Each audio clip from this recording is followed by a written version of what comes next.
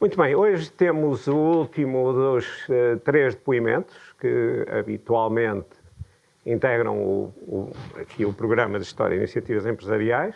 São testemunhos, portanto, de vida que passam pelo empreendedorismo nas suas várias facetas e já tivemos aqui exemplos disso, de pessoas claramente empreendedoras, mas que não foram as fundadoras da empresa inicial e hoje temos um último testemunho de uma pessoa mais nova e nós temos tentado sempre nos últimos anos fazer isso, portanto ter, como lhes disse outro dia, o empreendedorismo no feminino, termos os empresários que começaram com startups e, portanto, criaram as suas próprias empresas e depois os empresários que pegaram numa empresa e a tornaram maior, criaram um grupo e, portanto, com maior ou menor expressão em termos de dimensão, de atividades, etc. Hoje, o Alexandre Santos é um exemplo daqueles que começaram muitas empresas, ou têm estado envolvidos na criação de várias empresas, mas também esteve, por exemplo, ligado a uma empresa de que vocês ouviram falar na última sessão que aqui tivemos com a Cláudia Azevedo. Ele esteve ligado, se vocês viram o currículo dele, portanto, esteve ligado à Bright Pixel, de que vocês ouviram aqui falar na semana passada, que, por sua vez, pode ser uma empresa que se dedica à criação de outras empresas e, hoje em dia, a empresa dele também tem essas características, mas ele contará isto com mais detalhe. Obviamente, no caso do Alexandre, também entretanto, ele foi nomeado, portanto, presidente da Startup Portugal e a vinda dele cá bate certo também com o programa que vocês têm estado a cobrir nas aulas teóricas e, portanto, por isso, muitas das vossas perguntas foram centradas ou são centradas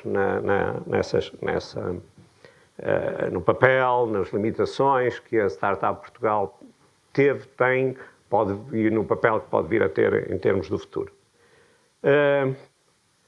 O Alexandre é conhecido entre os amigos, aliás, ele próprio já assumiu isso no perfil do LinkedIn por Alex, portanto, Alexandre é assim uma coisa muito grande. Eu tenho uma vantagem, eu conheço o Alexandre desde que ele nasceu, portanto, é provavelmente o melhor amigo do meu filho, vivemos nos Estados Unidos juntos e, portanto, conheço há muitos anos. Era uma daquelas pessoas que eu tinha a certeza que não me dizia que não, vir cá, mas mesmo assim agradeço a disponibilidade, porque nem sempre estes horários rígidos compatibilizam com a atividade, e por isso, Alex, somos todos ouvidos, e vamos a isso então, está bem? Ele vai falar uma parte sobre a vida dele, portanto, enquanto a vinda dele ao empreendedorismo e depois uma outra parte mais institucional sobre a Startup Portugal. Okay? Pronto, estamos à espera. Bom dia. Antes de mais, queria agradecer o convite do professor Alberto Castro e da Católica. Para mim é uma novidade falar sobre o meu percurso. É a primeira vez que faço, portanto, vocês são as minhas cobaias. E é um prazer estar aqui hoje. Por acaso, a Católica teve quase para ser a minha faculdade de escolha. Entrei ainda no ano 0, mas optei depois por ir para a Faculdade de Economia do Porto. Acho que o professor Alberto Castro não levou a mal. Eu uso esta figura da formiga Ant como o meu branding pessoal já há alguns anos. Pelo seguinte, porque o meu nome, as iniciais do meu nome acabam por ser Ant e ajudou depois a contar um bocadinho a minha história pessoal. Acho que vou ter que começar a pôr mais pernas da formiga para acrescentar algumas coisas, mas basicamente ajuda a contar um bocadinho o meu percurso até à data. Nasci aqui no Porto, como o professor Alberto referiu, depois acabei até por crescer nos Estados Unidos e voltar só uns anos mais tarde a Portugal e ter que reaprender o português para acabar aqui o secundário e fazer a faculdade na Faculdade de Economia de Porto, para rapidamente me aperceber que se calhar devia ter ido para a Engenharia quando estava a fazer o curso. E isso aconteceu porquê? Porque, curiosamente, comecei Isto, os slides mudam muito rápido. Comecei rapidamente a me aperceber que tinha duas paixões na minha vida, mas que não sabia muito bem o que é que queria fazer com essas duas paixões. Tinha, por um lado, paixão por números. Gostava muito da avaliação de empresas, analisar os resultados das empresas, etc. E fui-me especializando no curso, nas cadeiras finais do curso, mais nesse tipo de coisas, corporate finance, M&A, etc. Mas também, desde muito miúdo, tinha uma grande paixão por tecnologia, brinquei muito com os primeiros computadores que apareceram, trabalhei desde cedo em coisas ligadas a computadores e foi por isso que, se calhar, a meio do curso de Economia, senti que se calhar devia ter ido para a Engenharia. E acabei a faculdade só a saber o que é que eu não queria fazer. Não queria ser contabilista, não queria ser auditor, consultor, talvez. Queria, sobretudo, trabalhar com números e no mundo tecnológico. E tive a sorte de poder ainda apanhar a primeira onda de revolução tecnológica com a internet, que foi o boom das .com, e ir para o Brasil trabalhar precisamente numa empresa em que, quando cheguei a São Paulo, era o empregado número 30. Rapidamente, em 3 meses, viramos 180 e em 2 semanas a empresa desapareceu. Portanto, tive a primeira experiência profissional no mundo da tecnologia e rapidamente me apercebi numa coisa. As empresas podem rapidamente crescer e também rapidamente morrer, sobretudo se tiverem modelos de negócio que não são sustentados em quase nada. Não é? Portanto, eu apanhei aquela primeira vaga de empresas tecnológicas em que os modelos de negócio estavam perfeitamente por provar, muito assentes em publicidade e pouco mais, e quando a publicidade deixa de aparecer, rapidamente as empresas morrem. E, portanto, isso fez-me voltar a Portugal e trabalhar depois quase 4 anos a fazer o que eu chamo a minha comissão de serviço, tropa, na holding da Portugal Telecom, a fazer compra e venda de empresas, mais venda do que compra, fazer muita M&A, muito Excel, passei 14 horas por dia a fazer Excel, era o mais jovem da equipa a trabalhar com ex-investment bankers que estavam na PT a gerir grandes processos de fusão de empresas, compra de empresas, venda de empresas, e para mim foi a tropa porque precisamente deu-me aquelas bases que ainda hoje são muito críticas para poder avaliar qualquer projeto. Fiz isso durante alguns anos e comecei a perceber que realmente o que determina o valor das empresas é, no fim do dia, a geração de caixa, né? Cash flow, mas que muitas vezes o mercado valoriza outras coisas para além disso e portanto, nem sempre o valor das empresas está ligado diretamente ao valor gerado pela empresa e isso é uma arbitragem que é muito aproveitada no mercado. Passado essa experiência de estar ligada à venda, por exemplo, da Luz Mídia, a junção de várias empresas de telecom no Brasil que deu origem à Vivo, a venda de ativos para os Estados Unidos, venda de empresas em África, puseram-me a trabalhar noutro tipo de realidade, que era gerir pessoas, mas do lado do mundo mais financeiro, planeamento e controle, controlar os custos, controlar a parte financeira de empresas, e essa foi a minha segunda comissão de serviço, que foi trabalhar na consolidação de uma data de processos ligado a shared services, portanto de equipas que estavam espalhadas em várias equipas do grupo, juntá-las numa única empresa, que chegou a ter 5.000 pessoas, para fazer tudo que é back-office para o grupo. Foi uma experiência interessante, no sentido que tive que aprender a gerir centenas de pessoas e gerir algo que também é muito difícil, que é gerir a redução de custos e pessoas Portanto, foi uma experiência dura nesse sentido, mas também consegui virar essa experiência para também explorar novos negócios para a PT e convencer a PT, por exemplo, a explorar a Índia como uma forma de ter parte dos recursos em regime de outsourcing na Índia. Portanto, isso levou-me a viajar muito pela Índia durante uns tempos e conhecer a realidade indiana, de como é que eles, melhor do que ninguém no mundo, montam equipas que podem servir qualquer empresa remotamente no mundo. Mas, a certa altura, comecei a ficar mais deprimido do que feliz com o que estava a fazer, porque era só controlar a execução de números e custos e não era necessariamente criar algo novo. E, portanto, quis gradualmente mudar do papel mais financeiro para papéis mais de gestão, nomeadamente gestão de produto, pré-venda, para ter uma experiência de como é que podemos fazer os números acontecer dentro das empresas. Portanto, acabei por fazer uma grande mudança na minha experiência profissional com essa decisão, que foi deixar de querer estar do lado de quem controla os números, que pode ser um CFO, um diretor financeiro, um diretor de planeamento e controle, mas estar do outro lado, que é do lado do negócio. Com um pequeno resumo do meu percurso até essa data, eu queria passar as seguintes mensagens, que é uma coisa que eu fui aprendendo desde cedo, quando comecei a trabalhar, é não ter medo de experimentar coisas novas e decidir dar o salto para o desconhecido versus aquilo que já conhecemos e que podemos até gostar. Eu tive em várias funções que até gostava, mas que passado 2 anos decidi mudar.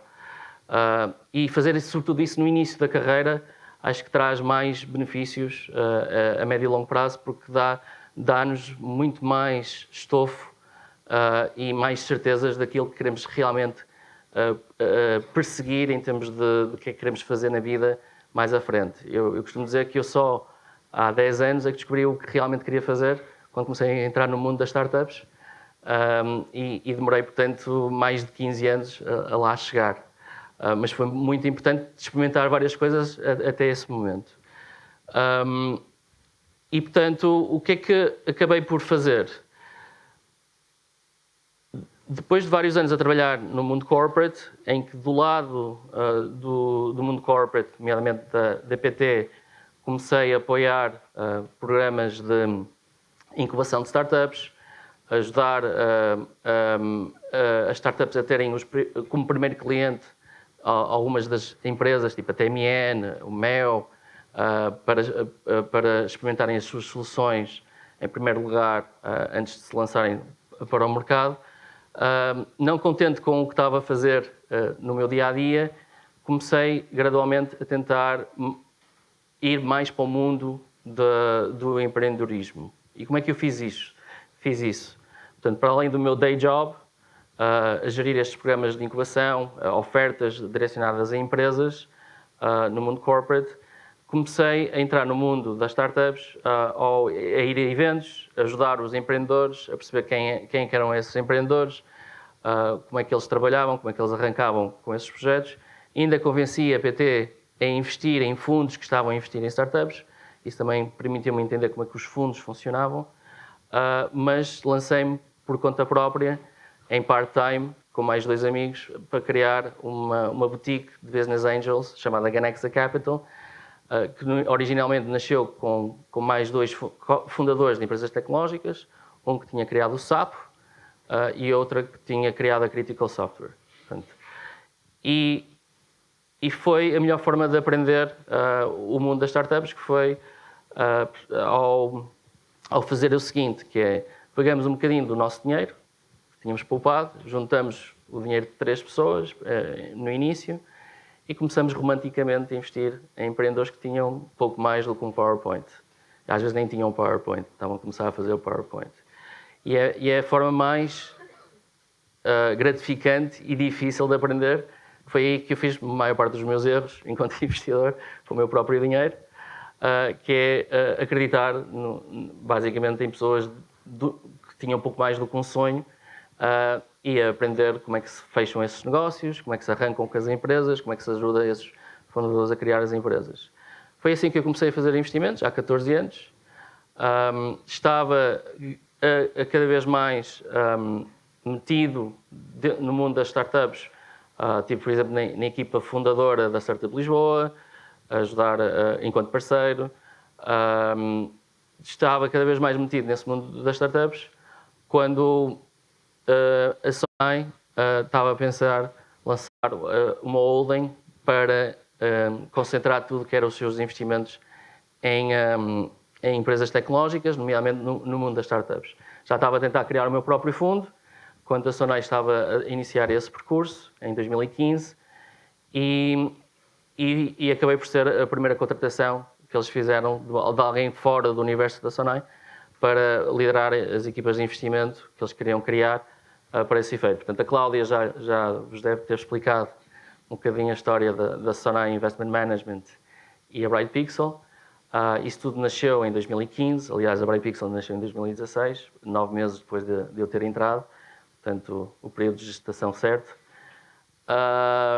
E, basicamente, isso foi uma experiência que me abriu os olhos para um mundo ainda maior, pelo seguinte sentido. Portanto, essa experiência tem várias histórias, vários capítulos, mas, basicamente, quando eu cheguei à Sonai, a Sonai tinha muitas ideias, mas não tinha quase nenhuma experiência em investir em startups, para não dizer nenhuma. Tinha a ideia de investir cerca de 250 milhões no mercado, tinham 6 empresas que tinham nascido, de base tecnológica, que tinham nascido dentro do grupo, que eles controlavam a 100% em termos de capital, mas que queriam dar um destino diferente a essas empresas.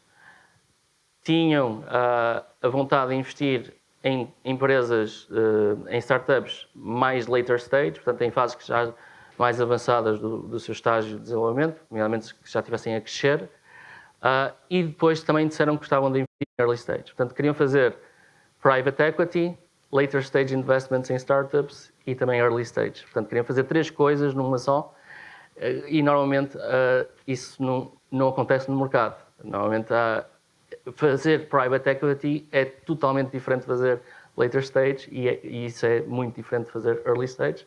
Portanto, a primeira grande dor que tivemos estrategicamente foi casar um bocadinho a vontade da administração, da Cláudia, que era CEO, com a realidade, que é como é que nós montamos uma estratégia que acaba normalmente por justificar ter 3 equipas totalmente diferentes. E foi um bocadinho isso que originou a criação da Bright Pixel.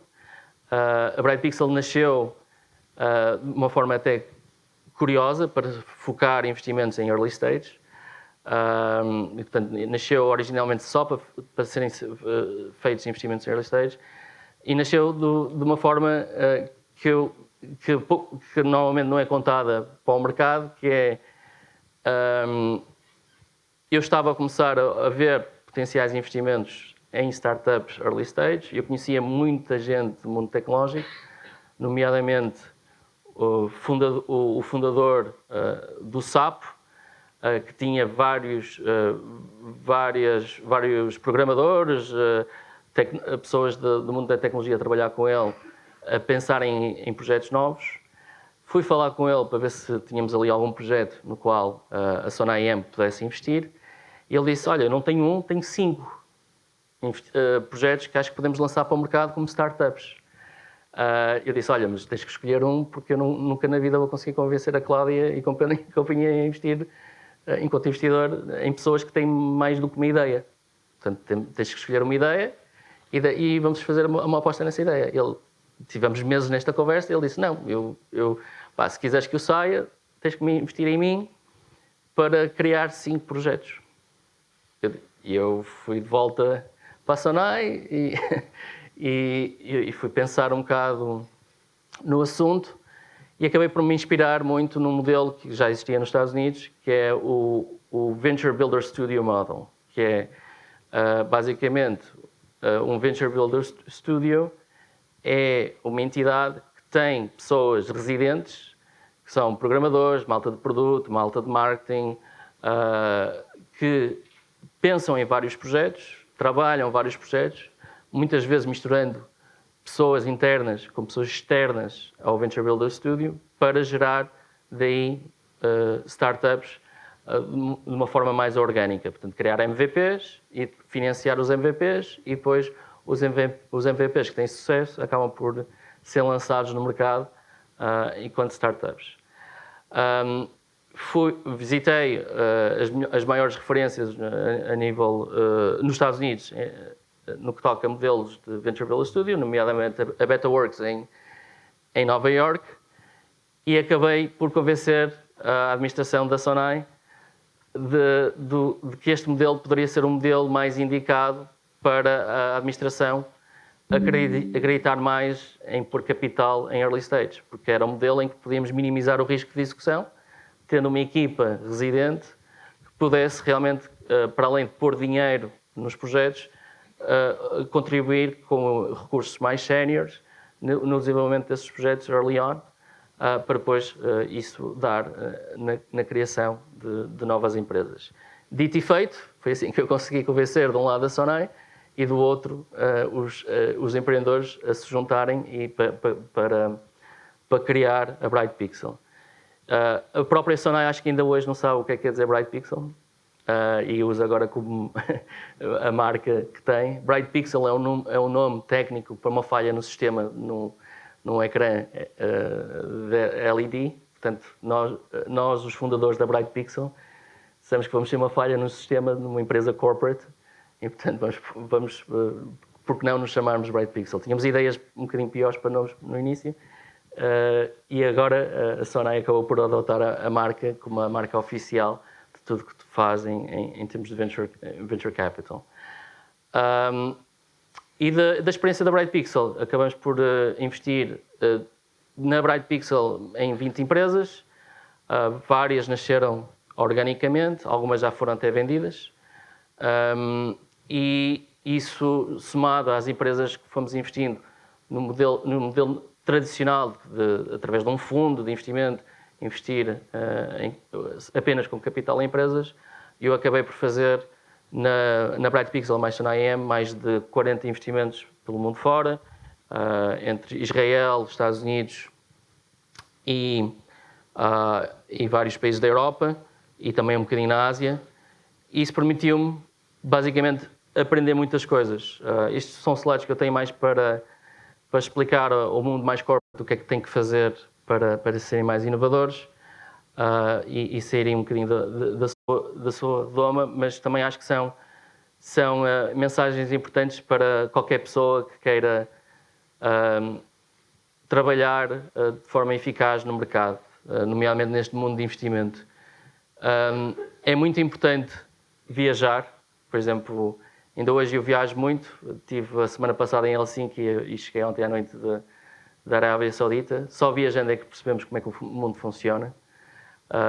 E acho que, por exemplo, em Portugal ainda estamos muito virados para dentro e somos um país pequeno, temos que viajar para realmente ter acesso ao mundo. Temos que fazer muito benchmarking. Por exemplo, quando eu criei a Bright Pixel, primeiro percebi quais eram os modelos que existiam lá fora no mercado, quais é que funcionavam, porque é que funcionavam, fui lá falar com eles, ouvi muito antes de decidir o que é que valia a pena criar, fazer benchmark, explorar novas áreas. Por exemplo, uma das áreas que cresceu muito na Sonai foi tudo que fizemos em investimento, muito cedo, ainda antes de ser falado, o tema do cybersecurity. Começamos a investir em 2015 em cybersecurity e é se calhar das áreas que foram escolhidas dentro da Sonai para investir aquela que já gerou mais retorno para os acionistas. Criar equipas, está ali no centro a equipa da Bright Pixel, e ser muito ambicioso nos objetivos. Portanto, sonhar é muito importante. Tentar sempre fazer algo que achamos que é impossível é muito importante neste mundo. Algumas mensagens extra que eu normalmente passo, acho que esta posso passar. Isto é sobretudo para explicar que as empresas grandes também podem e devem trabalhar uma mentalidade que se vê muito nas startups, né? Que é arriscar mais do que é a norma, lançar coisas sem medo de falhar. Por exemplo, eu acho que a grande questão que as startups têm não é lançar coisas novas, é a velocidade com que tem que lançar e se adaptar ao mercado. E isto leva-me Esta é a porta da Bright Pixel, em Lisboa. Nós, por acaso, arranjamos uns escritórios na rua com o melhor nome, que era a Rua da Emenda. E passado algum tempo de trabalhar na Sonai e de fazer isto na Sonai e fazer os tais 40 investimentos, comecei a perceber que queria fazer isto ainda mais, de forma mais ambiciosa e por conta própria. E, portanto, lancei-me por conta própria para criar um fundo nos Estados Unidos e acabei por lançar em 2021 a Chameleon, com a ideia de tentar ser inovador na área de investir em startups de early stage, tentando mudar o modelo através do qual se faz investimentos em early stage. Eu aqui podia passar horas a falar de como é que se fazem investimentos em startups, mas basicamente 95% das capitais de risco no mundo têm menos de 10 pessoas e o deal flow, as oportunidades que vêm sobretudo de uma forma que é ir a eventos, criar marca e reputação ao longo do tempo, receber warm intros e receber o que se chama inbound, né? Oportunidades que vêm dos empreendedores virem falar com eles.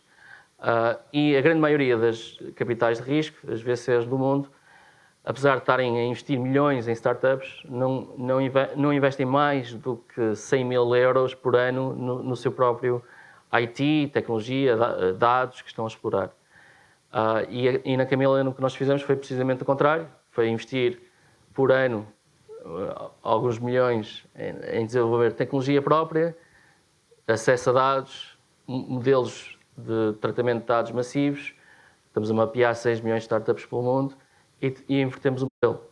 Estamos a classificá-las, ter scores para cada startup e ter mecanismos automáticos que mandam em meu nome e-mails todas as semanas para fundadores espalhados pelo mundo a dizer: eu quero falar contigo. Foste identificado pelo nosso modelo, eu quero falar contigo. E, portanto, para além disso, fizemos uma data de outras automações e com isso já estamos a investir em unicórnios, estamos a identificar oportunidades que normalmente não são identificáveis se não formos atrás delas. Foi isso que eu fiz na Chameleon. Portanto, hoje em dia temos 25 investimentos em várias áreas, desde gaming a coisas mais ligadas a blockchain, saúde, investimos bastante. Temos até investi numa startup que tem uma capoeira inteligente para criar galinhas nos backyards das casas americanas, e aquilo está a correr lindamente porque o primeiro motivo pelo qual as pessoas estão a comprar aquilo não é para ter galinhas nem para ter ovos, é para terem contacto com a natureza.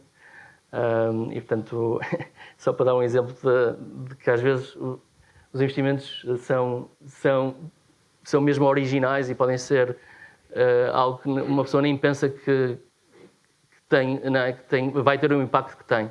Mas também já investi em detergentes verdes, já investi, obviamente, em coisas ligadas a AI, várias empresas ligadas a AI.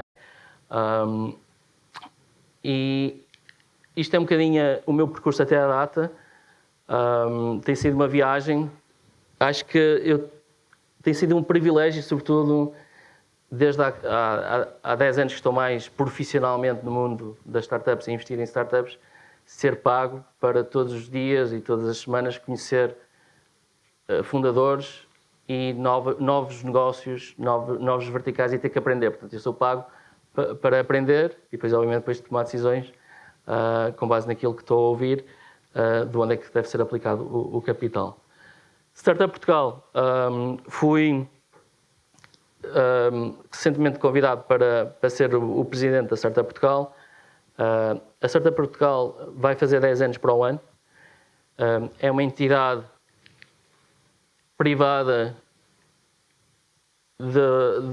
sem fins lucrativos de utilidade pública, portanto está muito ligada a fazer a ponte entre o governo e várias entidades públicas com o mundo privado das startups.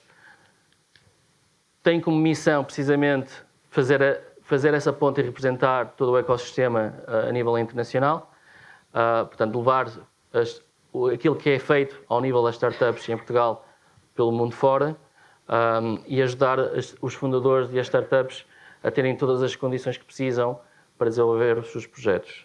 Acabamos por gerir várias iniciativas a nível nacional, iniciativas essas que são fechadas e negociadas em termos de política pública com o governo e várias entidades.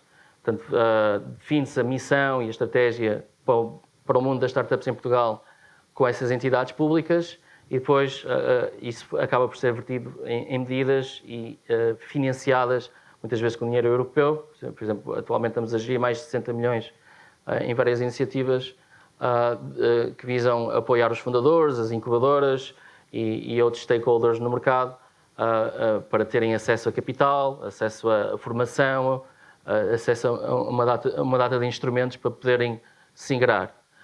Nós temos um papel muito importante também de medir tudo o que se está a passar em termos de startups. Por exemplo, um dos projetos que estamos agora a implementar é precisamente uma plataforma que está a medir quem é quem no ecossistema, quantas startups é que temos, quem são os fundadores, quem é que investiu nelas, quem são os investidores, quais são as incubadoras, etc. Nós gerimos também a Rede Nacional de Incubadoras. Nós somos um país pequeno, mas gostamos muito de incubadoras. Acho que depois de criar rotundas e piscinas, criamos incubadoras. Temos 137 incubadoras espalhadas pelo país. Obviamente, destas 137, há ali uma dúzia que se calhar tem realmente massa crítica relevante, e depois muitas muito pequeninas que têm um papel no mercado também, porque muitas vezes acabam por ajudar alguém que está numa parte remota do país a querer lançar-se no mercado, a perceber como é que se pode lançar. Mas das 137, obviamente temos duas muito relevantes, que é o PTEC aqui no Porto e a Unicorn Factory em Lisboa, mas depois temos a Startup Leiria, a Startup Madeira é muito forte também, etc. Houve um movimento interessante nos últimos anos, que eu acho que pode ser ainda mais potenciado, que foi reconhecer o que é uma startup na lei portuguesa e uma scale-up, porque até conseguimos fazer isto, era impossível haver política pública, nomeadamente leis que dessem benefícios especiais para uma startup versus uma microempresa ou uma PME, portanto uma pequena empresa. Portanto, a partir do momento que há na lei a definição de startup, é possível hoje em dia dar incentivos diferentes, nomeadamente incentivos fiscais, entre outros. Ainda acho que há muito para fazer aí. Nós fomos inovadores a nível europeu a conseguir distinguir o que é uma startup versus uma PME versus uma scale-up no mercado. Aliás, a nível europeu, só agora é que se está a falar de como é que se define isso. Então, a inspirar-se um bocadinho no modelo português. Depois, a Startup Portugal acaba também por, precisamente a nível europeu, representar Portugal numa data de organismos e iniciativas que tentam gerir tudo que tem a ver com startups a nível da União Europeia. Por exemplo, hoje em dia está-se a falar que um dos grandes problemas da Europa é não ser possível nós podemos criar aqui uma empresa em Portugal e operar logo automaticamente em todos os países da União Europeia, e, portanto, ser muito difícil para uma empresa que nasça aqui, na Grécia ou na Alemanha, conseguir realmente trabalhar no mercado único. E tem havido muito lobby e um grande movimento ao nível das startups a nível europeu de aprovar o que se chama o artigo 28, que é basicamente criar um Estado virtual, que é o 28º Estado, em que se nós criarmos uma empresa registada com base nesse artigo 28, ela pode automaticamente operar em qualquer país a União Europeia e tirar benefício dos 450 milhões de consumidores. Em termos de ecossistema, nós acabamos por trabalhar em rede com os investidores, as incubadoras, como já referi, os centros de investigação, as universidades, os fundadores e uma data de outros players, as empresas corporate também. É um ecossistema que tem vindo a crescer, isto agora já nem dá para ler muito. Nós recentemente tivemos o Web Summit, que foi o 10º Web Summit realizado aqui em Portugal, e é curioso ver o que é que aconteceu em 10 anos. Não é? Portanto, há 10 anos em Portugal nós nem sabíamos quantas startups é que tínhamos e tínhamos, se calhar, identificadas umas centenas. Hoje já ultrapassamos as 5.000. 70% destas empresas nasceram nos últimos 5 anos, o que é relevante e tem vindo a crescer de ano para ano. A grande maioria delas, obviamente, exporta e, portanto, isto representa no PIB português 1% do tecido empresarial. Portanto, 1% do PIB é gerado pelas startups e depois 1,5% das exportações é gerado por startups. Pode ser muito mais, devia ser muito mais, mas há 10 anos nem era um erro de arredondamento, não é? Nem aparecia no radar. Há 10 anos, se tínhamos 40 milhões investidos em startups por ano, era muito. Ultimamente, de uma forma consistente, temos cerca de meio milhão, meio bi, portanto, bi americana, portanto, 500 milhões por ano a serem investidos em startups em Portugal. Pode ser muito mais, devia ser muito mais, mas já é um salto quântico face ao que era o investimento disponível há 10 anos. Já nasceram 7 unicórnios que foram cofundados por portugueses, a grande maioria exclusivamente portugueses, mas temos 2 ou 3 que foram unicórnios que nasceram da mistura de várias nacionalidades desde o dia 1, como a Remote e a Anchorage. E temos hoje em dia 40 unicórnios que estão baseados cá, com operações em Portugal, a operar daqui para o mundo. E este número tem vindo a crescer. E, aliás, acho que também, no curto prazo, é se calhar um bocadinho responsável por não termos mais startups.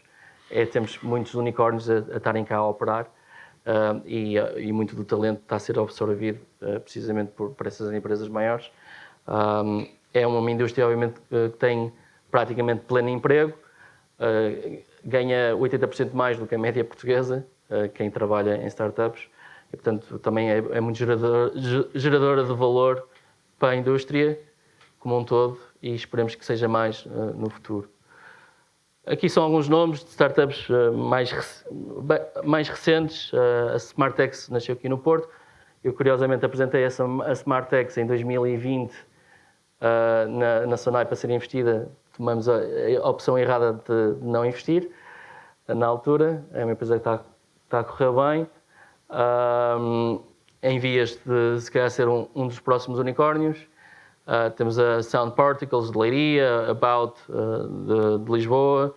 Temos aqui várias, vamos dando exemplo. Anchorage foi fundada pelo Diogo Mónica e o Diogo tem uma equipa aqui bastante relevante no Porto, mas ele está baseado em São Francisco. É um dos bancos de nova geração, crypto-based, já perfeitamente regulado nos Estados Unidos.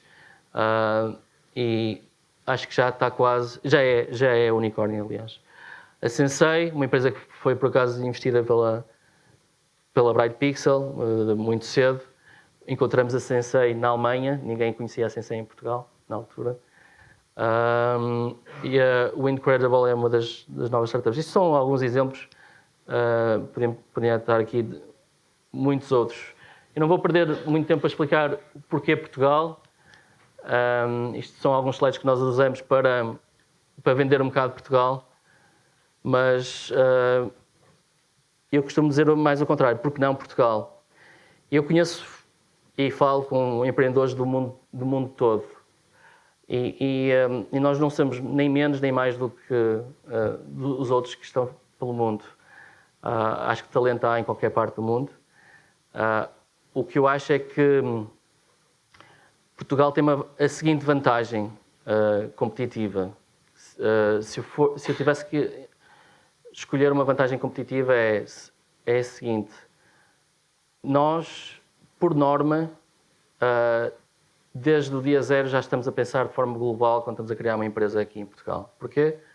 Porque o mercado natural é pequeno, é extremamente pequeno. E, portanto, um fundador, quando arranca com um projeto em Portugal, já está necessariamente mais cedo que qualquer outro fundador a pensar como é que eu vou lançar isto para o mundo. E, para mim, essa é a grande vantagem. E isso nota-se depois nas estatísticas. Porque é que Portugal tem, para países mais ou menos da mesma dimensão, ou até países que são 3 vezes maiores ou 5 vezes maiores, porque é que Portugal tem mais unicórnios do que esses países? Porque os fundadores que arrancaram com essas empresas pensaram desde o dia zero em criar algo global.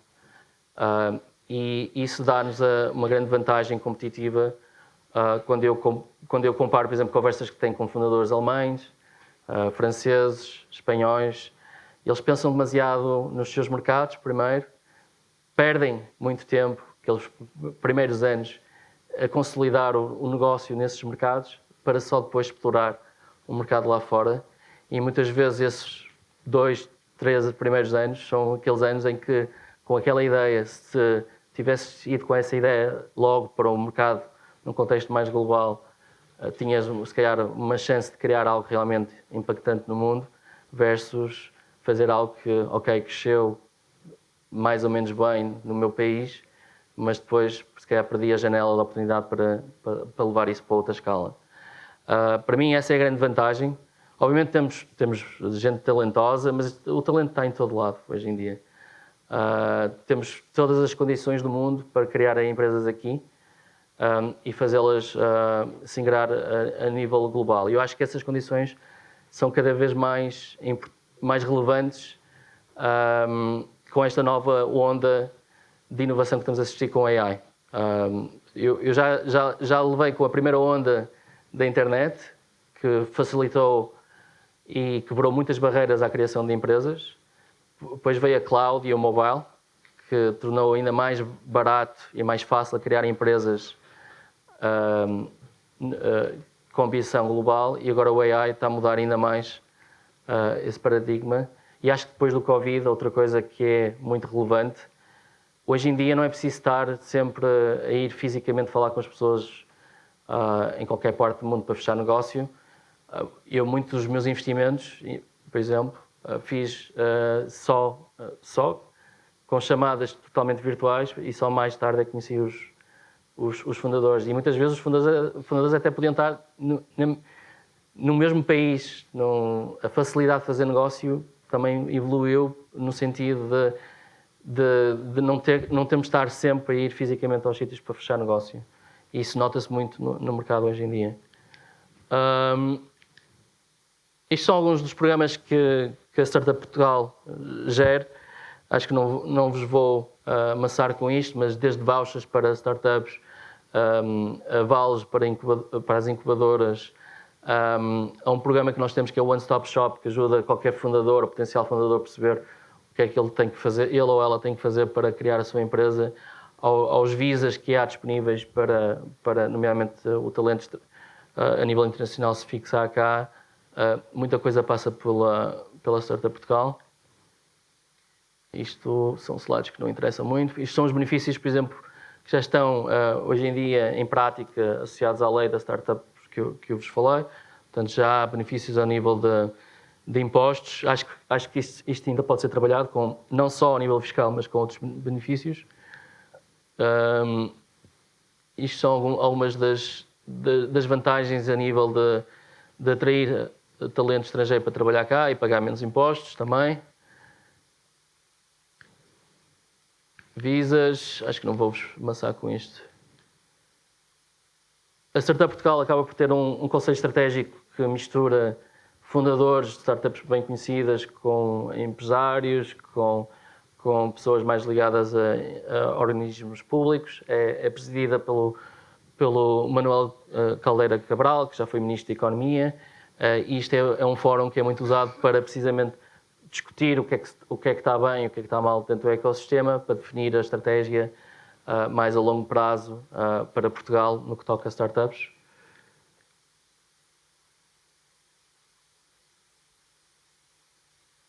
E isto são alguns dos programas. Eu não vou, se calhar, quer dizer, eu posso passar mais tempo aqui, mas acho que não vale a pena. Aqui podia passar uma hora a falar sobre estas coisas, mas acho que não vale a pena. Se calhar falo mais o que é que, desde que cheguei à Startup Portugal, estamos a tentar fazer. Eu acho que ainda há muito para fazer no mundo das startups em Portugal. E começando pela base da pirâmide, nós temos que ter muitos mais fundadores de empresas, portanto, muito mais pessoas, por exemplo, nesta sala, a levantar a mão a dizer eu quero ser fundador, o que é que eu preciso fazer, eu quero criar a minha própria empresa. E eu comecei a falar sobre startups, se calhar há 15 anos, em faculdades e em fóruns como este, e às vezes perguntavam quem é que quer ser empreendedor? E nessa altura só tinha uma mão, muito tímida, ou duas. Se calhar, se perguntar hoje, e até vou perguntar, portanto, quantos é que querem ser fundadores de alguma coisa e não trabalhar para outro?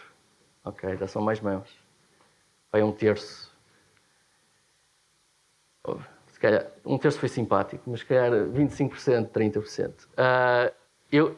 Versus 5%. Eu quero no futuro ver isto ser mais de 50%.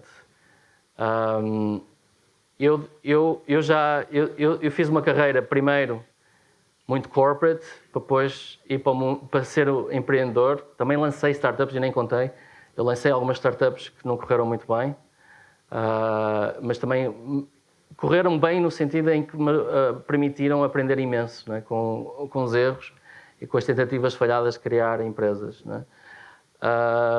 Mas eu acho que nós temos que ter mais gente a querer, em primeiro lugar, lançar-se, ter a coragem de se lançar, e para isso acho que a Startup Portugal tem que garantir que há ainda mais apoios nesse sentido, mais condições para isso acontecer. Portanto, isso é prioridade número 1 da Startup Portugal, hoje em dia. A prioridade número 2 é realmente dar mundo às startups e aos fundadores portugueses. Nós, às vezes, temos muita tendência de estar virados para dentro. Muita da política pública até à data tem sido apoiar startups, mas muito para depois o dinheiro ser investido em Portugal e isso não é necessariamente mau, mas tem que se ter mais iniciativas de levar as startups para o mundo, para terem mais acesso a oportunidades de negócio lá fora também a oportunidades de financiamento lá fora. Isso é uma segunda coisa no qual estamos a trabalhar. E a terceira é realmente conectar todos os stakeholders e garantir que toda a gente trabalha e sabe do que é que cada um está a fazer, como é que podem colaborar e trabalhar mais em conjunto. Temos muitas entidades já em Portugal a trabalhar no mundo das startups, nem sempre de forma coordenada, e portanto isso é um grande papel também da Startup Portugal, que é primeiro medir e para sabermos que objetivos é que queremos ter, e segundo, conectar as pessoas e essas entidades. E se calhar termino aqui e abro a perguntas, portanto... Muito bem. Vamos então agora passar à segunda parte, mas deixem-me só contar uma história, uma espécie, é quase uma história muito caricata e já tem quase 40 anos e que tem a ver às vezes com os desconhecimentos que no caso americano às vezes se tem sobre algumas das realidades. Eu lembro-me na altura em que por lá estive, que a certa altura fizeram um inquérito a estudantes e faziam várias perguntas. Eu lembro-me que uma delas era que língua é que se fala na América Latina. E 75% responderam à volta disso que era latim, como é evidente. Não é? E depois, a outra era a pergunta de onde é que vem o fiambre. E a resposta era de uma fábrica, não é?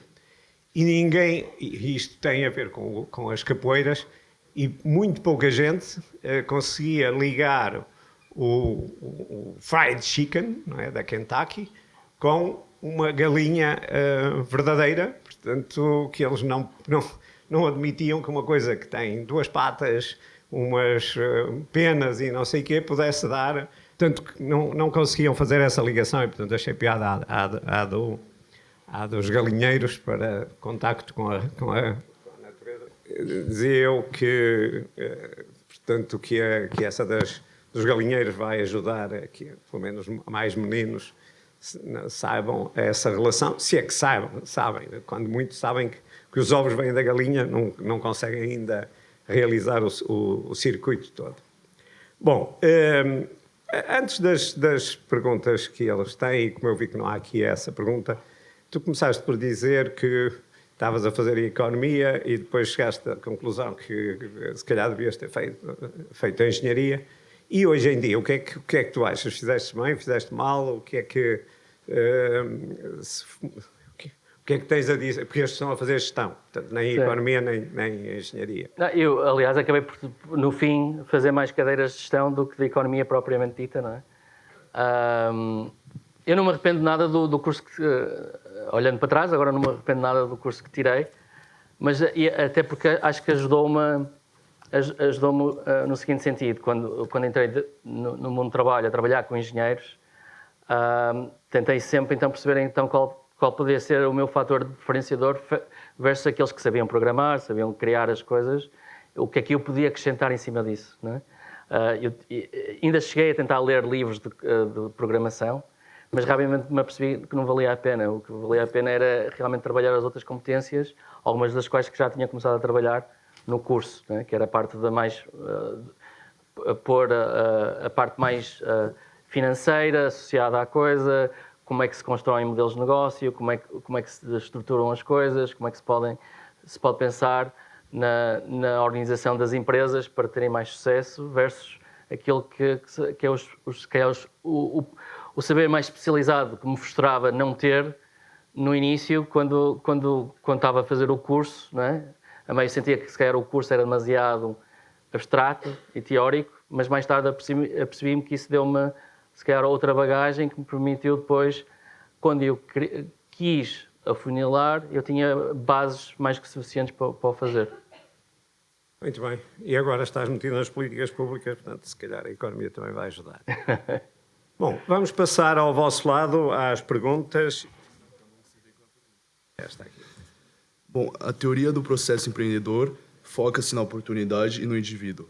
Como investidor, no Chameleon pode dar um exemplo prático, sem revelar nomes, se assim preferir, de uma ideia com potencial de oportunidade que falhou porque o indivíduo ou a equipa fundadora não tinha competência ou paixão necessária para o sucesso. Ok. Não vou dar da Chameleon, até porque investimos em 25 empresas, estão todas ainda vivas, portanto, ainda nenhuma falhou. O que é raro, normalmente nesta fase, passado 4 ou 5 anos, já deviam ter morrido 2 ou 3, não é? Pelo menos. Posso dar alguns exemplos de outros investimentos que tenham sido feitos. Se calhar, em primeiro lugar, explicar como é que eu avalio uma empresa, não é? Como é que eu avalio uma startup. Há realmente a parte do talento que avaliamos e quanto mais cedo a empresa está, temos que avaliar os fundadores no seguinte sentido, nas competências que eles têm técnicas para o desafio que têm em mãos, se realmente achamos que eles trabalham bem entre eles, isso também é muito importante, se achamos que é uma equipa coesa que não vai aos primeiros obstáculos ter dificuldade em se ingrar, e se tem capacidade ou indícios iniciais de capacidade de atrair mais talento. Okay? Isso é o talento. Depois há outro fator que é o que nós chamamos de Product Market Fit. O que é Product Market Fit?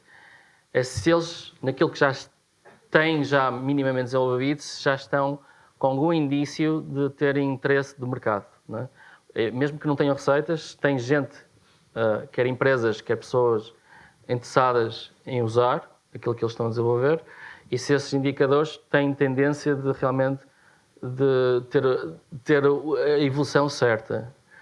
Depois é o produto e a tecnologia, não é? Portanto, o que é que realmente eles estão a criar, se acreditamos na proposta de valor daquilo que eles estão a desenvolver e se achamos que eles têm realmente ideias bem agarradas em relação a isso. E depois o mercado e a concorrência. Qual é o potencial do mercado e qual é o nível de concorrência. Nós ainda temos outra métrica que mapeamos na Chameleon, que é a qualidade dos investidores já existentes e a capacidade já demonstrada em levantar capital e quanto é que achamos que eles têm que levantar mais. Isso também entra na equação. E depois ainda analisamos questões de sentimento. Isso tem a ver com tendências de mercado, etc. Quanto mais cedo, mais importante são duas coisas. As pessoas e o potencial de mercado. O produto pode mudar, a tecnologia pode mudar, os indicadores ainda é muito cedo, mas se não acreditarmos no potencial de mercado em que eles estão a interessar, nem nas pessoas, não investimos. Onde é que normalmente os projetos falham? Normalmente aquela equipa não consegue provar que sabe trabalhar bem no mercado em que está, ou que o mercado em que diziam que estava era realmente grande o suficiente e atrativo o suficiente. Portanto, que os pressupostos que nós tínhamos e eles tinham em relação ao grau da oportunidade não se verificaram. Afinal, o mercado é se calhar uma fração daquilo, o mercado potencial é uma fração daquilo que era esperado. Não é?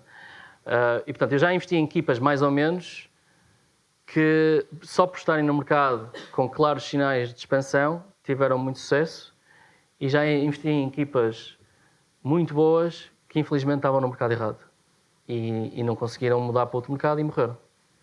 Portanto, eu acho que é raro. Já tive um ou outro investimento a falhar mais à frente por questões das equipas não se entenderem, os fundadores não se entenderem, mas é raro. É mais o tema do mercado que determina o insucesso das startups, sem dúvida.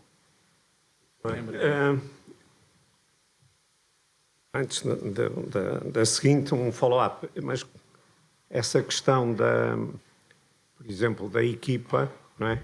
Como é que tu consegues fazer isso quando disseste que, em alguns casos, investes sem o contacto pessoal? É uma excelente pergunta. O que nós fazemos é... Se dissesses que não era... nós, em primeiro lugar, temos várias sessões com eles, mesmo que seja tudo feito remotamente, online, com os fundadores. E, portanto, começamos e fazemos perguntas difíceis e vemos como é que eles reagem e como é que eles respondem. Não é? E convém não esquecer que muitas vezes estamos em processos competitivos. Não é? Somos um investidor entre vários a querer se calhar entrar naquela empresa. Não é? O que é que nós fazemos para validar se achamos que aquela equipa funciona ou não funciona?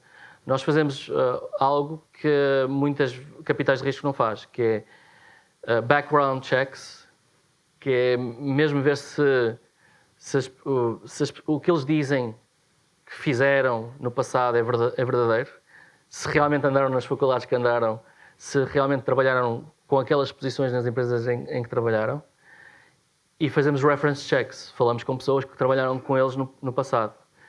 E, portanto, há muitos investidores que não fazem... reference checks é mais comum, mas não fazem background checks. Só para vos dar um exemplo, antes de ir para a Chameleon, eu cheguei a investir num fundador que descobri mais tarde que tinha sido preso. Não é? E que ele esqueceu-se de nos referir. Por acaso não havia grande problema, mas foi muito chato descobrir a posteriori que ele tinha sido preso. Nomeadamente quando entraram novos investidores e fizeram o trabalho certo de análise e descobriram que ele tinha sido preso. não é? E, portanto, há cada vez mais ferramentas online e empresas especializadas que se pode usar para fazer estes background checks e reference checks, e é uma forma de nós validarmos. Muito bem. Mas, portanto, estão a ver que há aqui uma componente que não tem a ver com tecnologia, que é muitas vezes crítico para se forem investidores, saber se aquilo tem algum potencial. Aliás, eu tenho a experiência pessoal de ter feito parte de um júri nacional de projetos inovadores e eu era o único economista, não é? O resto era tudo engenheiros. E eu, quando chegava a minha vez, dizia, bem, agora é a minha altura de fazer as perguntas estúpidas que um economista consegue fazer. E é, quanto é que custa produzir isso? Qual é a procura? Qual é a concorrência? E muitas das vezes as respostas eram, isto é óbvio que tem procura, e, portanto, o produto é muito melhor que os outros. E lembro-me em concreto um caso que havia um tratamento de lixo, e, portanto, aquilo parecia tudo muito bonito, tinha um determinado custo. Eu depois peguei no telefone e liguei ao homem da Lipor e disse, como é que vocês fazem este tratamento? E disse, fazemos assim, uma coisa que era mais ou menos o que os outros tinham descrito, que era um processo um bocado antiquado, mecânico e tal, e o outro é todo XPTO. E quanto é que custa? E vamos supor, ele disse-me, custa 25. E os outros tinham-me dado um custo de 100. Eu disse aos outros, disse, aos meus colegas engenheiros, disse, isto é ótimo, muito bonito, mas não vai ter mercado nenhum. Bem, depois houve uma série de investimentos que foram feitos, portanto nós éramos 5 ou 6, votava-se e depois no fim, passado uns anos, eu pedi para fazerem um balanço daquilo. E o técnico que nos assessorava, passado uns tempos, veio muito pesaroso dizer, olha, desculpa uma coisa, mas é uma vergonha. E eu disse, a vergonha é o quê? Aqueles projetos, a avaliação que se fez. E então eu disse, mas qual é a vergonha? A vergonha é que os 6 engenheiros acertaram menos que o único economista que lá havia. E que, bom, certo, agora senti-me aqui vingado, porque as perguntas estúpidas eram muitas vezes aquelas que tinham que ser feitas, e isto é uma lição também para aqueles que eventualmente pensem em fazer seja o que for, é que olhem para as questões da economia e do mercado, tanto ou mais do que para a tecnologia. Mais uma pergunta agora, o Francisco Azevedo. Esta aqui. Sim. Em primeiro lugar, obrigado pela sua apresentação e pela sua presença hoje. E a pergunta é, tendo já tido experiência como empreendedor, que conhecimentos destes ecossistemas do empreendedorismo tira desta experiência que serão cruciais para liderar hoje a Startup Portugal? Ok. Eu acho que a primeira é a rapidez. É preciso ser muito rápido no mundo que corre, não é? Hoje em dia. Eu acho que, enquanto empreendedor, uma pessoa enamora-se muito pela ideia e não se apercebe que, mais do que a ideia, o que conta é executar rápido a ideia, o mais rapidamente possível, testar essa ideia o mais rapidamente possível para ter tempo suficiente para falhar o máximo número de vezes até acertar. A maior parte das startups que morrem não é necessariamente porque têm uma má equipa, uma má ideia, é porque não conseguem fazer as coisas no ritmo certo, na velocidade certa, porque os recursos são extremamente escassos. O jogo das startups é levantar um pequeno bolo de dinheiro para chegar, passado 18 meses, 24 meses, a um conjunto de métricas, para depois conseguir com essas métricas levantar outro bolo um bocadinho maior, para depois, passado 18 a 24 meses, ter as métricas certas para levantar de novo. E acho que a maior parte dos fundadores não se apercebe que isto é extremamente difícil de acertar em termos de timing. E essa é a lição que eu trago para a Startup Portugal. Nós podemos ter N ideias daquilo que queremos fazer para o ecossistema, mas se demorarmos demasiado tempo a executar ideias no terreno, não adianta. Estamos a perder uma janela de oportunidade crucial. Não é? O mundo vai mudar muito rápido nos próximos 2, 3 anos, com aquilo que está a acontecer com o AI. Por exemplo, a minha vida mudou nos últimos 12 meses. A quantidade de coisas que eu faço é extremamente maior do que há 12 meses atrás, com o uso de ferramentas da AI. A necessidade, por exemplo, de nós termos recursos mais júniores reduziu brutalmente, o que é mau para vocês. Nós antes tínhamos mais equipas júnior, agora temos menos, porque o trabalho dos júniores foi substituído pelo AI. É por isso que eu queria ver mais mãos aqui. E, portanto, eu quero trazer esta experiência para o mundo das startups com este papel da Startup Portugal, que é, hoje em dia, eu acredito plenamente que nós tivemos já quase um empreendedor que vendeu a empresa por 600 milhões e criou a empresa em 6 meses. Ok? Ele em 6 meses, ele estava mapeado no meu sistema. Eu mandei um e-mail ao 3º mês de vida daquela startup. Ele é que não quis ter uma reunião comigo. Ele ao 6º mês vendeu a empresa por 600 milhões e foi só uma pessoa a fazer isto. Uma pessoa. Isto é o que o AI hoje em dia permite fazer. Nós vamos ter, brevemente, o primeiro unicórnio de uma única pessoa. Ok? E é este sentido de velocidade que eu quero também passar para a Startup Portugal, porque esta nova onda de inovação está a nos trazer muito mais velocidade, uma velocidade de outro nível que não víamos antes. Obrigado. Obrigado. Bom, mais uma pergunta agora do Pedro Azevedo.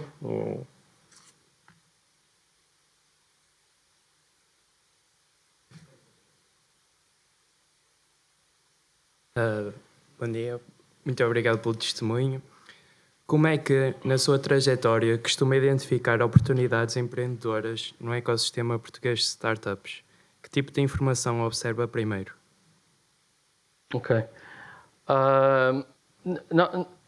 Normalmente o que nós recebemos são os famosos pitches, não é? Tem 6 a 10 slides e esse é sempre o início de conversa, não é? É um deck com 6 a 10 slides que hoje em dia tem um formato standard, relativamente standard de flow da apresentação para tentar captar o interesse de qualquer investidor, não é? E portanto, isto tem toda uma fórmula, não é? Portanto, os empreendedores têm que saber fazer o pitch em 30 segundos, porque às vezes podem só ter 30 segundos de FaceTime com alguém que poderá ser um potencial investidor.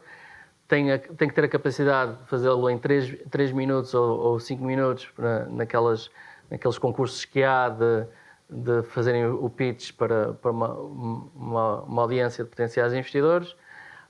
E depois tem que ter a capacidade de ir mais a fundo e ter documentação de suporte para ir mais a fundo, não é? E, portanto, isto segue um bocado essa fórmula. Portanto, há toda uma dança. Se calhar, dando o exemplo da Chameleon, nós, para sermos mais eficientes na Chameleon e vemos mais empresas, nós vemos 10 mil empresas por ano, só para ter uma ideia. Normalmente, uma VCV 2 mil. Nós o que fizemos foi, a primeira reunião não pode ser mais do que 30 minutos. É 5 minutos para cada um fazerem as introduções e depois o fundador tem 20 minutos para falar e nós fazemos perguntas. E em 30 minutos eu tenho que decidir se quero investir mais tempo naquela empresa ou não. Se eu tive a reunião na segunda-feira, nós normalmente temos as reuniões na quinta-feira, entre a equipa toda, nós dizemos, olha, tive 20 reuniões com 20 fundadores diferentes, acho que há aqui um que merece ir a uma nova ronda de reunião, não é? Uma reunião se calhar um bocadinho mais longa, 45 minutos, para ver se vale a pena fazermos aqui uma análise mais aprofundada. 95% das reuniões que eu tenho vão para o lixo. Eu, às sextas-feiras, quando eu mando os e-mails a dizer obrigado, mas não obrigado. Isto é a indústria, é speed dating. Isto é speed dating. É assim que funciona. Portanto, naqueles 20 minutos tem que me atrair a atenção. Muito bem, já sabem, portanto, speed dating, não sei se querem treinar propriamente dita no dating, mas se quiserem depois ser investidores. Muito bem, vamos agora mudar um bocadinho a conversa. Portanto, a Maria Inês Lares de Esteves. Olá, bom dia. Nós percebemos que os dados internacionais mostram que Portugal tem uma intenção empreendedora elevada entre os jovens, com uma taxa muito reduzida de concretização. Muitos querem criar empresas, mas poucos realmente avançam. Para si, quais são as principais razões deste desalinhamento entre a intenção e a ação e que mudanças no sistema educativo, na cultura empresarial ou nas políticas de atração de talento poderiam fortalecer verdadeiramente esta mentalidade empreendedora no país? Ok. Acho que há várias razões, né? Há uma mais cultural, que é países de raiz mais católica têm menos propensão ao risco por causa do estigma de falharem e a forma de, se calhar, de pensarem por causa da educação que tiveram. Portanto, há ainda um bocado o estigma de falhar, não é? E de ser mal percebido pela sociedade em geral quando uma pessoa falha. Os Estados Unidos é completamente diferente nesse sentido.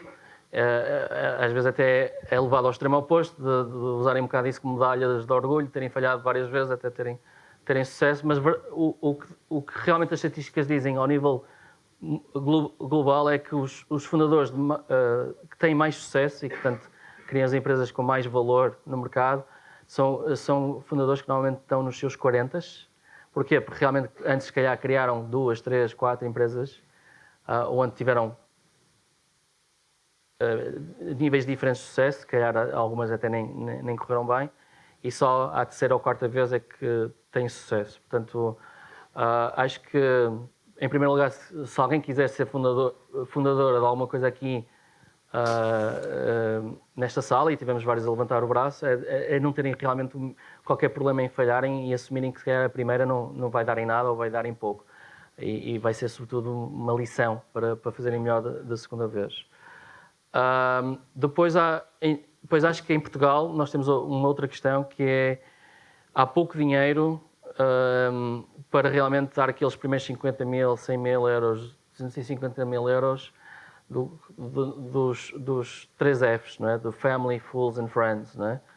Há realmente ainda pouca capacidade financeira em Portugal e mesmo cultural de alguém que quer criar algo entre os amigos, a rede de contactos, a família e alguns curiosos, não é?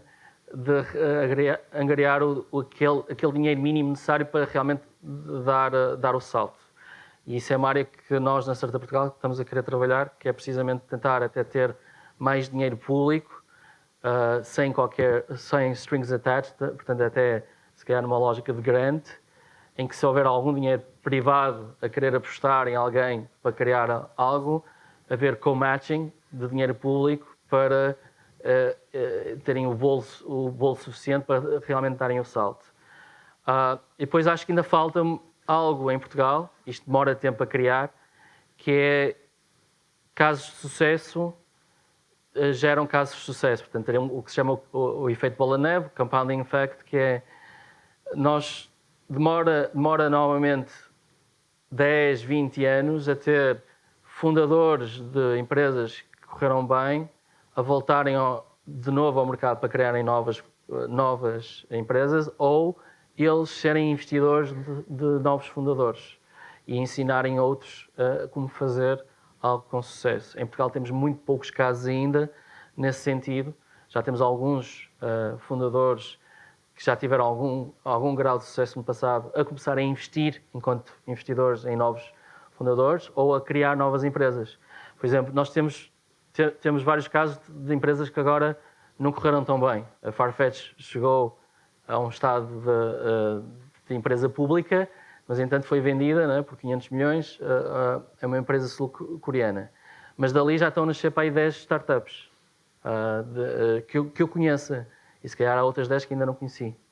Portanto, malta que passou pela experiência da Farfetch e está a lançar novas empresas. Portanto, há uma distribuição criativa neste ecossistema. Unbabel é outro exemplo. Uma empresa que falhou, entretanto, chegou a valer mais de 250 milhões, que fazia traduções, não é? Através de uma plataforma. O AI e os LLMs deu cabo do modelo de negócio deles. Desapareceram este ano, não é? Foram vendidos os ativos, mas já estão a nascer 3 empresas novas dali. Precisamos mais disso. Depois há um tema ao nível das universidades, que é o sistema de incentivos das universidades não está orientado a fomentar que professores e estudantes lancem empresas como spin-offs da faculdade, porque toda a carreira académica tem como incentivo a investigação e todo um mecanismo de progressão na carreira que não valoriza a criação de empresas nem a participação em projetos de cariz mais empresarial. Acho que é um tema que se tem que ser trabalhado mais com a academia também. Muito bem, essa é quase a última pergunta que tinha para fazer, mas está aqui, ainda faremos. Um bocadinho relacionando com isso, eu ia pedir ao Afonso Folhadela Abreu para vir cá fazer uma pergunta.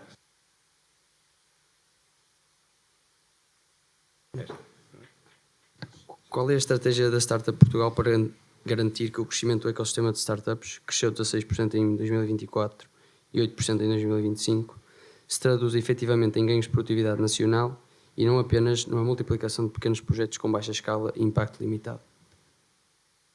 Ok. É um bocadinho aquilo que eu tinha falado há bocado. Não é? Primeiro temos que investir na base, que é temos mais empresas a nascer. Não é? Porque há o tal efeito bola de neve.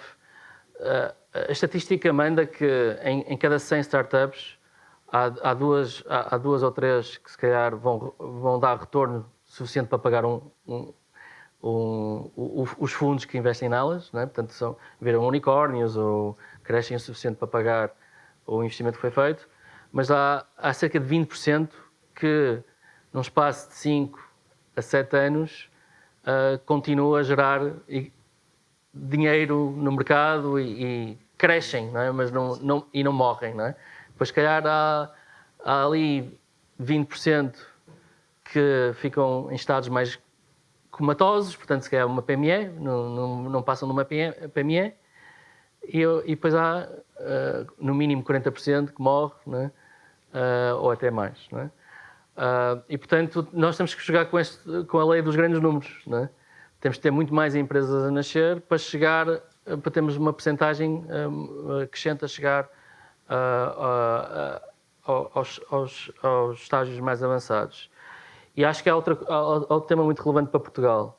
Se nós queremos realmente ter um país competitivo no mundo, nós temos que ter muitos mais unicórnios a nascer aqui em Portugal, mesmo que depois mudem a sede para fora de Portugal, por várias questões na captação de capital, etc.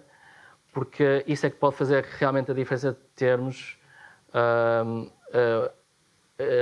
índices de atividade económica e crescimento económico que nos ponham acima da média da União Europeia. Não tenho qualquer dúvida que este setor tecnológico pode mais rapidamente entregar esse tipo de crescimento para o país do que qualquer outro setor. Senão não estava aqui também, não é? Muito bem. Está aqui. Bom dia. De que forma a Startup Portugal está a apoiar a criação de startups fora dos grandes centros, que são Lisboa e Porto? Ok. Essa é uma excelente pergunta. Portanto, eu falei há bocado na rede das incubadoras, não é? Que está espalhada pelo país. Nós, por exemplo, levamos 115 startups para o Web Summit e apoiamos a ida de 115 startups no Web Summit e eles tiveram muito mais oportunidades de estarem lá a venderem aquilo que estão a desenvolver. Mais de 50% veio fora do Porto e de Lisboa. Isso foi a primeira vez que isso aconteceu e isso tem muito a ver com o trabalho que fazemos realmente nestas incubadoras mais pequenas de realmente encontrar o talento que está às vezes se calhar um bocado escondido ou em zonas do interior ou nas ilhas e realmente temos vindo a trabalhar muito isso também de garantir que os instrumentos que são disponibilizados e que às vezes são mais facilmente acessíveis por os fundadores dos grandes centros urbanos sejam perfeitamente conhecidos e disponibilizados para quem está fora desses centros urbanos também.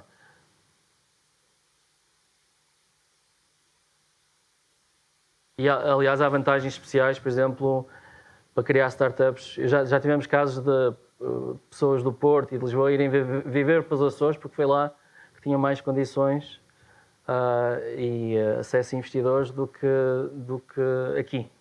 Portanto, já temos tido casos desses também. Não é mau viver numa ilha.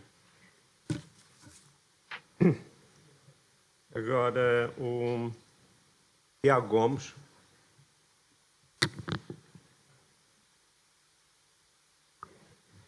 Ora bem, historicamente, muitos programas públicos de apoio ao empreendedorismo em Portugal têm sido criticados por gerar dependência de incentivos e pouca escala global.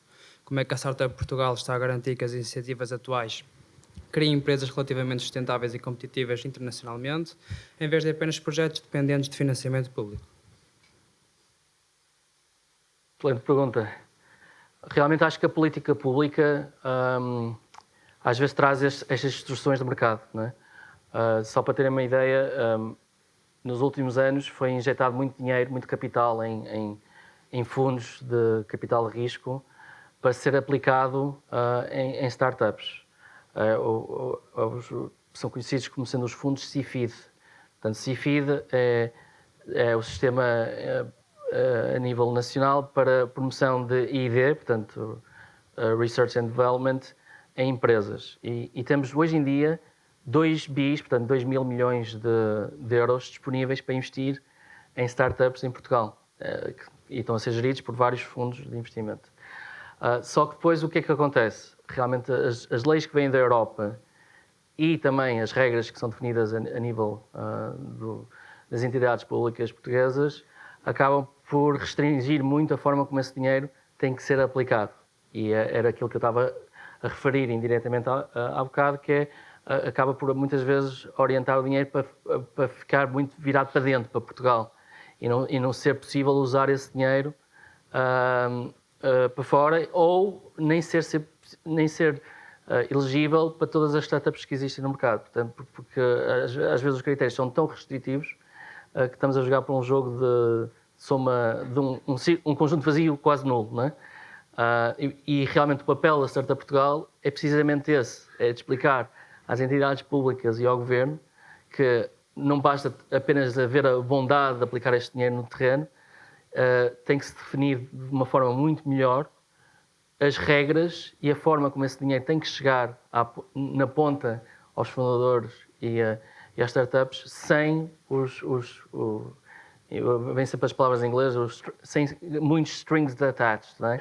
Sem demasiadas condicionantes. E, portanto, não é por falta de dinheiro realmente público que as startups podem ou não se ingrar. Às vezes esse dinheiro vem com demasiadas regras e burocracias, que é um problema europeu, não é? É um problema não só português, vem com muitas restrições e burocracias e muitas regulamentações que têm que ser cumpridas nesse processo. E, portanto, o papel da Startup Portugal é precisamente esse, de estar no meio e tentar formatar e ajudar a formatar, junto do Governo e dessas entidades públicas, programas que sejam mais orientadas, por exemplo, àquilo que nós queremos fazer, que é levar as startups para o mundo. E, portanto, ter mais dinheiro de pegar nos fundadores e dar-lhes dinheiro para eles irem para os Estados Unidos, para a Inglaterra, para a Alemanha, para a Ásia, a promoverem o seu negócio. Foi por isso que eu estive em Helsínquia e na Arábia Saudita nesta semana, precisamente para fechar programas nesses locais em que, com o apoio público, conseguimos levar essas empresas para o mundo. Obrigado. Agora que falaste no CIFID, o CIFID, entretanto, vai ser revisto porque era um sistema que tinha sido capturado depois, a certa altura, por instituições financeiras que faziam, digamos, investigação e desenvolvimento na contabilidade, mas não na prática. O que é que vocês, em relação a isso, foram ouvidos para esta revisão que o Governo está a fazer? Sim, eu, antes de ser convidado para Presidente da Startup Portugal, estive com o Secretário de Estado da Economia e ele perguntou-me o que é que eu achava do ecossistema português. Eu disse, olha, a maior destruição que criaram no mercado são esses programas de CIFID, porque estão a alimentar uma máquina de fundos e o dinheiro não está necessariamente a chegar à ponta às startups, nomeadamente às startups que interessam. E realmente acho que o Governo acabou por ouvir, porque agora acabaram com essa medida de CIFID indireto e agora a única coisa que fizeram em bem foi dar mais tempo a esses fundos de aplicar esse dinheiro no mercado, sem terem que o devolver já ao Estado português. E realmente é muitas vezes isto que falha na política pública, a bondade está lá, a ideia macro até está bem concebida, o diabo está nos detalhes. Acabam por dar os incentivos errados. Neste caso, a parte engraçada disto é, se eu tenho uma empresa e quero evitar pagar impostos, eu podia pôr dinheiro num fundo que ia investir em startups. E com isso ter um crédito fiscal de quase 90%. E, portanto, eu metia 100, eu já conseguia recuperar desses 100, 90% só em crédito fiscal. E depois os outros 10% era dinheiro que eu, se calhar, ia perder. Mas, metendo esses 100 supostamente era para depois esses 100 chegarem às startups. Problema número 1, as regras que foram definidas não permitem o dinheiro chegar eficazmente à ponta. Portanto, se calhar destes 100, só 20 é que chegaram à ponta a startups, para já. E o resto está ainda dentro dos fundos. E os fundos têm muito dinheiro, muitos FIIs de gestão, portanto, estão ricos, estão a gerir dinheiro que conseguiram angariar relativamente de forma fácil, mas não têm incentivos perversos a aplicar esse dinheiro no mercado. Como já deram o crédito fiscal, são menos criteriosos na escolha dos investimentos. Porque o objetivo já não é de garantir que esses 100 geram 200 ou 300. Já não tem que gerar o retorno que devia gerar. E isso é o erro crasso da política pública. Muito bem. Vamos fazer mais 2 perguntas. Rodrigo Passos. É uma coisa que já falaste, mas vale a pena agora especificar. Portanto, a pergunta do meu grupo é no âmbito da cultura empreendedora portuguesa. E, portanto, em Portugal continua a existir uma cultura de aversão ao risco. Que iniciativas está a Startup Portugal a desenvolver para alterar esta mentalidade, especialmente entre os jovens e no ambiente universitário? Sim. Nós temos vários programas que têm sido feitos ao longo dos anos e vamos reforçar isso para o ano também. Junto de secundárias, começamos nas secundárias, com sessões e semanas em que vamos para as secundárias explicar o que é ser empreendedor, criar empresas, como é que funcionam, etc. Nas faculdades também temos já um conjunto de iniciativas nesse sentido e também temos feito muita formação junto das incubadoras. Várias são de cariz, várias estão ligadas a universidades, para ver mais materiais e ferramentas de suporte,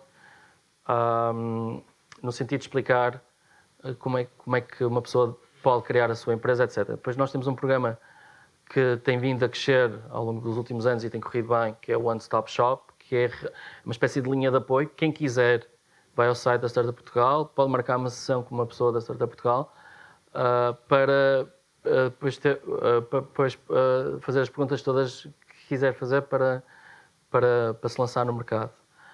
E tem, através do One Stop Shop, tem ligações diretas a uma data de entidades para depois se criar a sua startup, o seu negócio. E, portanto, nós estamos realmente a fazer um investimento crescente nessa área da educação, precisamente para pôr a semente do empreendedorismo mais cedo nas pessoas, não é?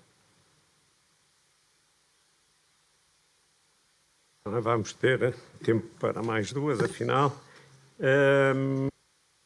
Podemos ser o José Diogo Alves. A vossa pergunta está aqui. Então, bom dia. Bom dia. Obrigado pelo seu testemunho. Então, qual é o plano de ação da Startup Portugal para resolver este gap de capital, especificamente no que toca à atração de fundos de venture capital internacionais de maior dimensão e à criação de venture builders locais de elevado risco? Ok. Se calhar começar pela segunda parte. O movimento Venture Builders está a crescer em Portugal. Criaram recentemente uma associação que se chama Estúdios.pt. E, portanto, já temos um conjunto de Venture Builders, desde Venture Builders no Algarve, que mistura talento internacional e investidores internacionais com talento nacional. É engraçado que o Algarve está a começar a ser um polo interessante de captação de fundadores e de investidores internacionais.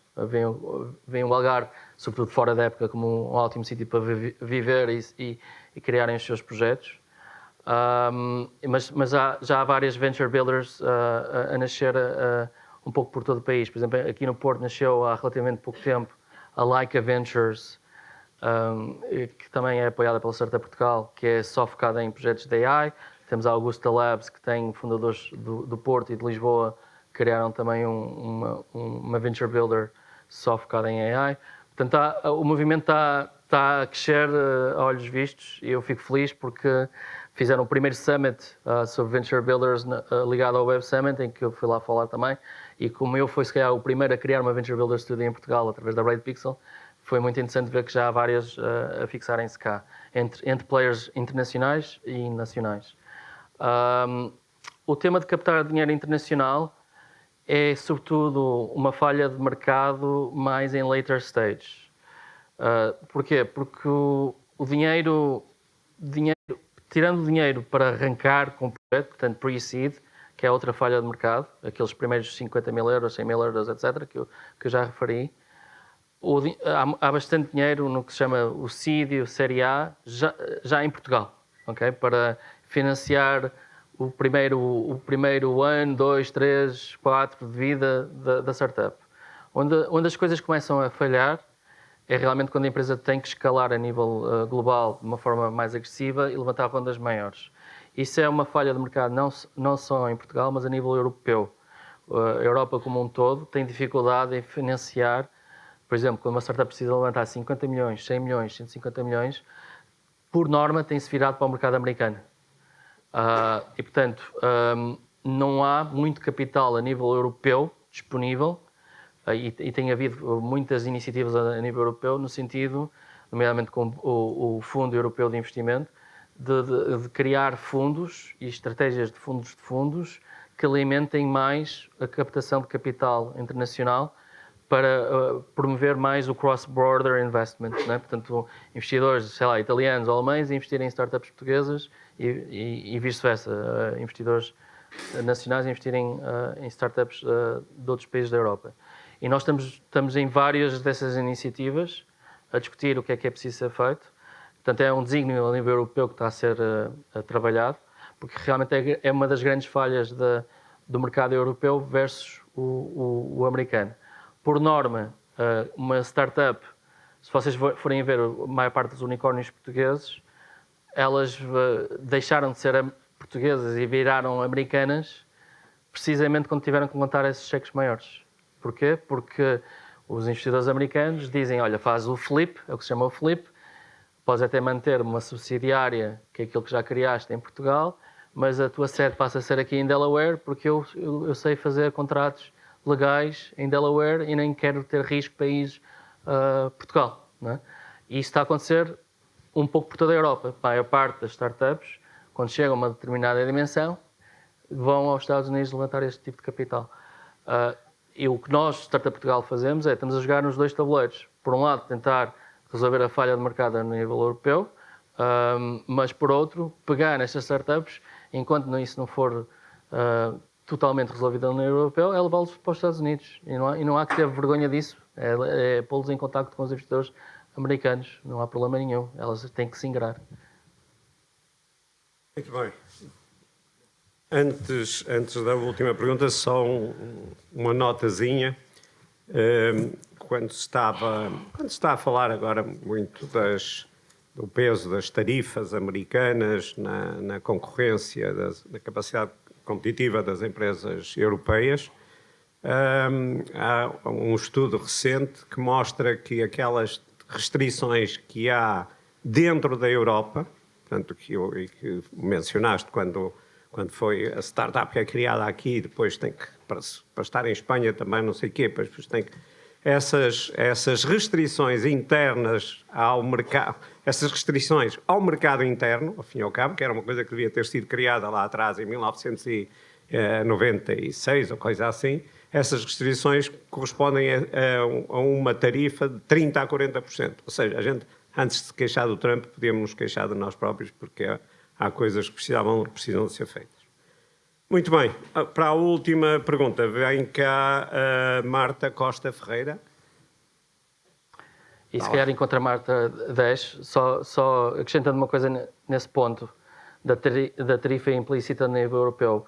Eu já tive várias conversas com fundadores europeus que dizem eu tenho que primeiro ir para os Estados Unidos para ter a dimensão certa e o capital certo para depois voltar para a Europa para realmente crescer na Europa, porque o custo de fazer negócio em vários países europeus é demasiado difícil no arranque. Portanto, preferem ir primeiro para os Estados Unidos para ganhar a dimensão certa para depois voltar para a Europa, o que é irreal, não é? Que conselho deixaria a um estudante universitário que pretende criar uma startup, mas ainda sente que não tem experiência ou recursos suficientes para dar o primeiro passo? Abandona a faculdade e lança-te. Não, estou a brincar. Eu acho que a maior parte dos fundadores que eu conheço é engraçado, dizem sempre um bocado a mesma coisa. Quando chegam a um determinado nível de sucesso, dizem eu se soubesse o quão difícil isto seria, não me teria metido. Portanto, o desconhecimento é muitas vezes uma benção. Porque eu acho que à medida que imagina que vocês saem da faculdade e vão trabalhar numa empresa grande. O que é que vocês ganham numa empresa grande? Ganham, se tudo correr bem, ganham experiência de saber trabalhar numa empresa que está minimamente estruturada, que tem processos, que vos ensina um bocado como é que as coisas funcionam. Mas muitas empresas grandes também não funcionam muito bem, ok? E se calhar até nem vão aprender muito. Trabalhar numa startup, o que é que vocês aprendem se não fundarem essa startup? Aprendem a trabalhar de uma forma muito mais fácil, muito mais rápida, em várias coisas ao mesmo tempo, não necessariamente numa função demasiado especializada, que é o que normalmente acontece quando vamos para uma empresa grande, é que temos a nossa função muito delimitada, não é? O âmbito de atuação não tem grandes graus de liberdade, não é? E, portanto, ir logo para uma startup trabalhar vai-vos dar, se calhar, a experiência de trabalhar de uma forma mais rápida, em mais coisas ao mesmo tempo, mas de uma forma muito mais desorganizada. Fundar uma startup tem acho eu, a benção extra de teres o alinhamento de incentivos totalmente certo, que é para além de teres que aprender a fazer de tudo um pouco, se as coisas correrem bem, tens todo o upside. E, portanto, entre tomar o comprimido vermelho ou azul, não é? Como o filme da Matrix, eu preferia que vocês tomassem, por acaso acho que no filme era ao contrário, mas como eu sou Futebol Clube Porto, vou dizer, tomem o comprimido azul e sejam empreendedores. E porquê? A melhor altura para serem empreendedores é enquanto são jovens e o custo de oportunidade não está lá. Não têm filhos ainda, não têm a cocaína de um salário bom, se tivessem sorte no mundo corporate, não é? Podem realmente arriscar. E não tenham medo de não saber a maior parte das coisas, porque não saber a maior parte das coisas até pode ser uma bênção, porque vão pensar de forma diferente na oportunidade que identificaram e vão ver as coisas de um ângulo diferente e não enviesado por algo que tenham já aprendido a algures. O desconhecimento, desde que tenhas a curiosidade certa, é a melhor bênção que vocês têm, sinceramente. Bom, chegamos ao fim. Eu acho que esta parte desta última sessão vem no tempo certo para vocês que estão agora, não sei se a finalizar, se a começar o vosso trabalho de terreno com as empresas, com empresas startup, e portanto dá-vos a possibilidade de irem para o terreno com outros olhos e verem as coisas de uma outra maneira. E nesse sentido também foi duplamente útil, portanto, terem aqui a partilha de experiência e, ao fim e ao cabo, dar-vos aqui algumas noções sobre perguntas que podem pôr e sobre ângulos que podem, porque podem ver os projetos que estão agora a estudar. E, portanto, muito obrigado pela partilha. Obrigado.